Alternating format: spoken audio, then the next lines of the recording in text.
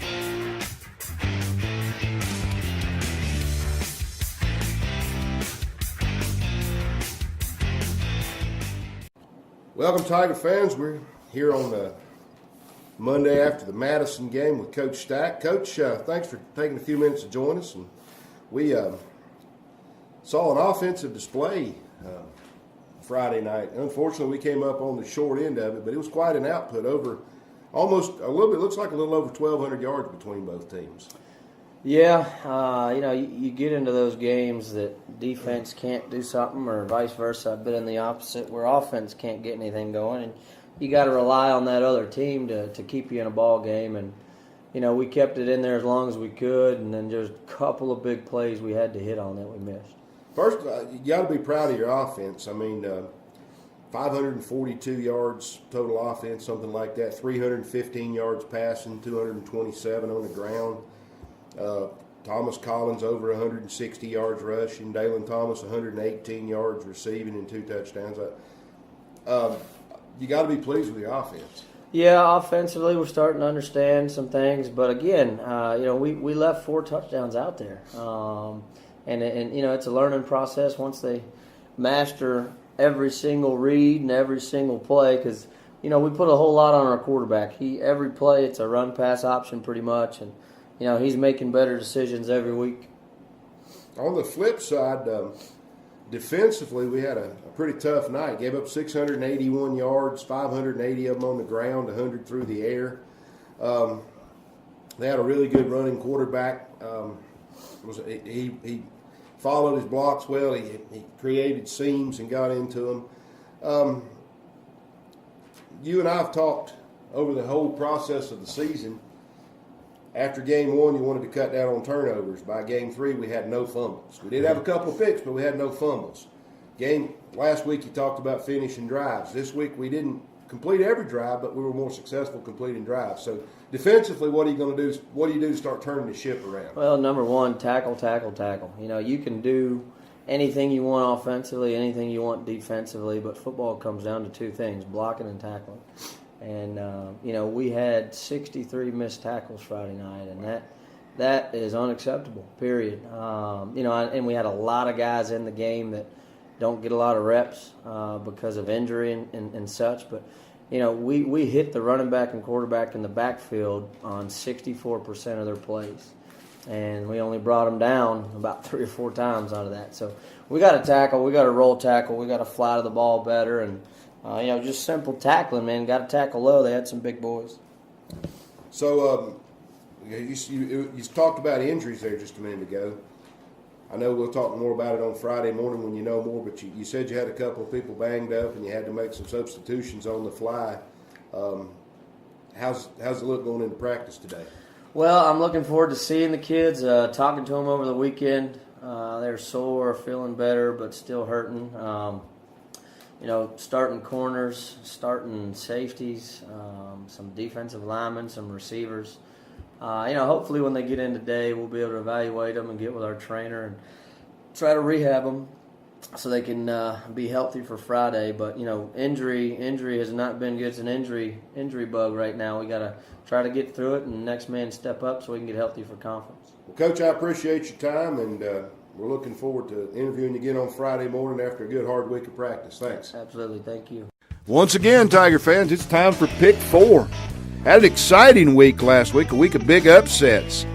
Joey Landreth, Tiger fan of the week, Tiger Nation fan of the week. The Tiger Nation owes him a debt. He pulled the Tiger Nation back into a tie for second place, along with myself and Scotty Ruff and Dennis, who are all 7-5. Matt had a little bit of a struggle last week, and by the way, he still won't give Joey his congratulations call, but Matt does remain in the lead at 8-4. This week, Brevard at Madison, Asheville School at Cherokee, Christ School at Robbinsville, and Swain at Franklin are our 4 games. You can go to the Facebook post about the Pick 4 games of the week, respond by Thursday at 5 p.m., a fan will be chosen, and they'll compete Friday night. Let's see if the next fan can do as well as Joey. We're looking forward to it. For several weeks now, we've been talking about the fundraiser for Kelly Banther, former Tiger football player and Rosman High graduate. That event took place last night, and a lot of people donated their time. They donated gifts for the bingo. They came to eat. A lot of people got to see Kelly. And Matt and I were privileged to get the chance to volunteer for this event. And we got to spend some time with Kelly. And first of all, I want to let you know Kelly's in great spirits. He's feeling strong. He's positive about his recovery. Now, he still has a long ways to go, but he's on the right track. And he looked great last night, and it was an honor to see him. And if you hadn't had time to contribute, I want you to know there's still time.